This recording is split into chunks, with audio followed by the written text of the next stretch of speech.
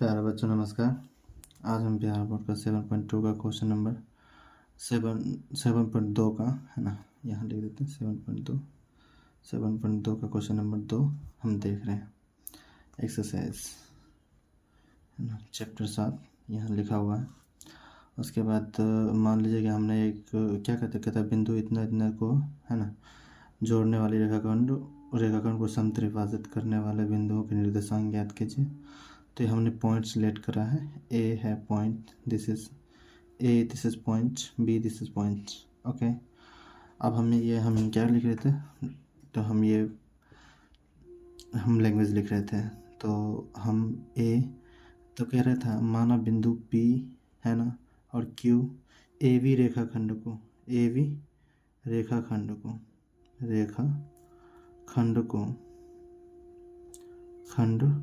को समत्रिभाजित करते हैं। क्या करते हैं? समत्रिभाजित करते हैं, समत्रिभाजित करती है। अच्छा, हमने ये माना कि ये जो हमारा पॉइंट था दिया हुआ नहीं था, हमने माना इसको पी और क्यू क्या है, एक दो पॉइंट है जो हमारे ए बी रेखाखंड को क्या करती है, समत्रिभाजित करती है। क्या करती है? समत्रिभाजित करती है। अब जो है मान लीजिए, तो हमारा जैसे हमें ये लेट करना होगा ना कि कितना कितना में विभाजित करती है, तो इसलिए हमें मानना पड़ेगा। इसीलिए बिंदु है ना, बिंदु पी जो है ए बी रेखाखंड को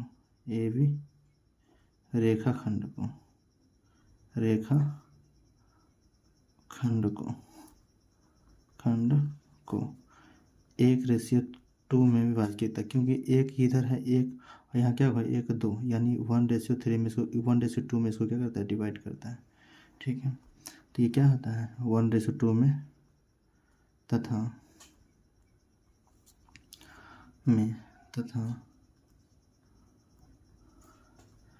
ये हमारा Q जो है ए बी को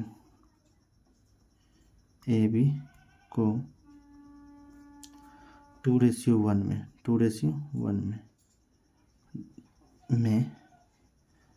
विभाजित करेगा।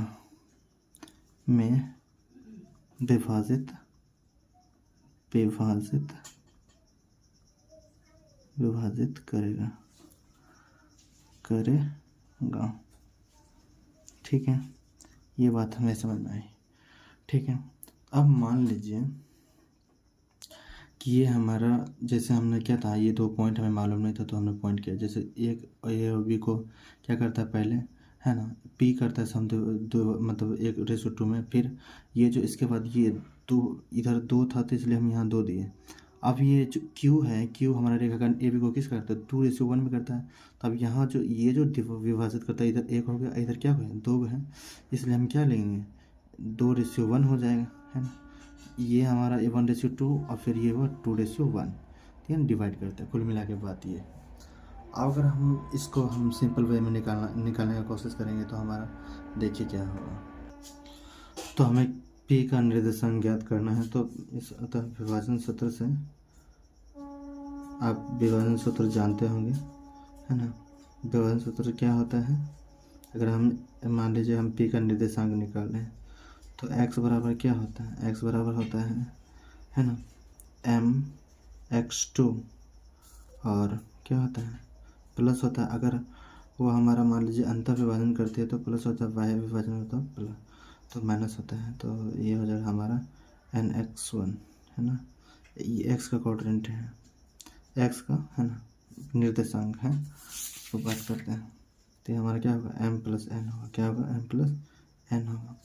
उसी तरह हम अगर y का निर्देशांक ज्ञात करना है, ये हम p का निकाल रहे हैं ना, p का निर्देशांक निकाल रहे हैं, p का, तो आपको लिखना होगा फिर x बराबर क्या होता है, तो x बराबर आपका निकल के y बराबर क्या निकल जाएगा, y बराबर आप निकालो my2 प्लस ny1।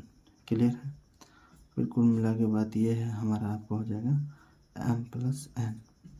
तो आपको क्या करनी है ना, तो यहाँ हम हमारा ये तो पॉइंट है ना, ये तो पॉइंट है, एक हमारा ये है और ये हमारा क्या बी है, ठीक है।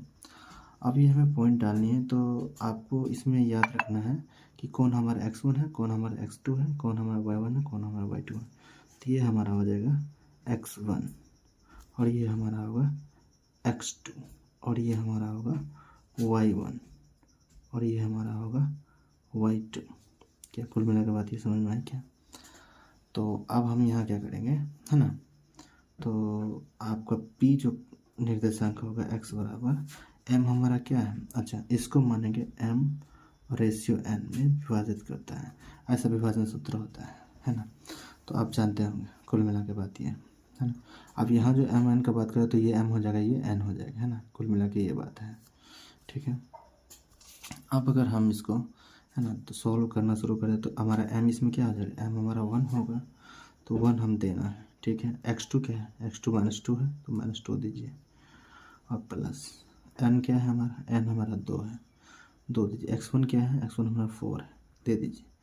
फिर हमारा ये क्या निकल के आएगा, m1 + m2 m plus n क्या आएगा 1 + 2, है ना। तो ये हो गया हमारा y निर्देशांक। अब ये निकालेगा हमें y2 का, तो m हमारा क्या है 1 है, y2 हमारा क्या है -3 है, तो यहाँ -3 देनी है। फिर प्लस, तो n क्या है हमारा, n है हमारा 2, y1 क्या है हमारा, y1 हमारा है ना, y1 हमारा क्या हो जाएगा, y1 हमारा हो जाएगा आपका, है ना, y1 हमारा आपका क्या हो जाएगा, जैसे हाँ y1 हमारा आपका वो -1 होगा, तो -1। कुल मिला के बात ये है। आप सुनिए, ये आपका m+1, तो 1 + 2 ये होगा। अब हमारा p का निर्देशांक क्या आएगा, गुना कर दीजिए, x बराबर क्या होगा -2 होगा, तो -2 हो जाएगा, है ना। फिर अगर -2 हो जाएगा, अब मान लीजिए हमारा ये क्या होगा -2 होगा, ठीक है, और ये हमारा 8 होगा और ये हमारा क्या होगा 3 होगा, गुना कर लीजिए आ जाएगा। अब y के बराबर क्या निकल के आएगा, है ना, -3 आएगा और माइनस क्या होगा 2 आएगा, है ना, दोनों में माइनस है, -2 आएगा, यहाँ आएगा 3। तो ये क्या निकल के आएगा, p निर्देशांक हमें आया है -6, तो माइनस में +6/3 यानी x = और y हमारा क्या है, y हमारा आया है -5/3। तो ये हुआ 3 दूना 6, तो ये हमारा क्या है, p निर्देशांक हमारा क्या आया है, p निर्देशांक हमारा आया है, कुल मिला के हमारा p आ जाएगा आपका, ये p आ जाएगा आपका, x का आ जाएगा 2 और y का आ जाएगा आपका -5/3। अब हम यहाँ बताए थे, यानी ये हमारा p का निर्देशांक निकल गया, यानी कुल मिलाकर ये जो हमारा ये है ना, तो ये जो हमारा आपका p वाला जो होगा, p आपका हो जाएगा 2 और -5/3 में विभाजित कर दिया। अब हम अगर मैं q का बात करें तो q में हमारा क्या हो जाएगा, q में हमारा होगा 2, यानी m हमारा क्या हो जाएगा 2 होगा, यानी यहाँ m ले लेते, यहाँ हमारा 2 ले लेते हैं, ठीक है। तो हमारा रेशियो है ना, रेशियो ऑलरेडी दे रखा है हमने, ठीक है, तो 2:1 में विभाजित करती है। तो अब ये 2:1 में विभाजित करती हो तो ये m हमारा 2 हो जाएगा, n हमारा क्या होगा 1 होगा।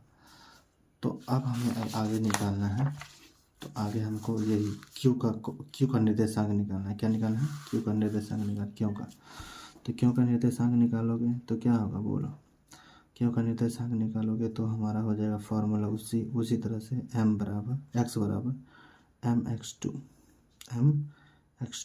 प्लस nx1 अपन क्या होगा n, फिर y बराबर क्या आपको निकल के आएगा, y बराबर आएगा आपको my2 प्लस ny1 अपन क्या होगा m+n, ठीक है। अब ये हमारा जो है क्यों क्वाड्रेंट हो जाएगा हमारा, ये आपका x बराबर निकल के आएगा, हम देखिए तो ये हमारा y1 ये है, y2 ये है, x1 ये है, x2 ये है। तो हमें यहाँ क्या लिखना है, यहाँ हम लेना है यहाँ हम आपको यहाँ दिखा देते हैं, थोड़ा सा मैनेज कर लीजिएगा, है ना। तो एक्स का जैसे हमें कोऑर्डिनेट निकालना है, ठीक है। तो एक्स का जैसे आपको कोऑर्डिनेट निकालना है तो क्या करना है, तो आपको यहाँ ध्यान देना है। क्या ध्यान देना है? दोनों एक्स, तो देखिए एक्स टू क्या है हमारा, एक्स टू हमारा -2 है। तो एम हमारा क्या है, अब एम हमारा यहाँ 1 नहीं होगा, जैसे हम वहाँ दिए थे 1, तो ये हमारा 1 नहीं होगा, यहाँ 2 हो जाएगा। तो 2 इंटू हमारा x2 क्या है, हमारा x2 हमारा -2 है, तो ये दे देना प्लस n क्या है हमारा, n हमारा 1 है, x1 क्या है हमारा, x1 हमारा 4 है, 4 दे देंगे, ठीक है। कुल मिला के बात ये समझ तक आई। उसी तरह m क्या है हमारा 2 है प्लस n, एक n हमारा क्या 1 हो जाए।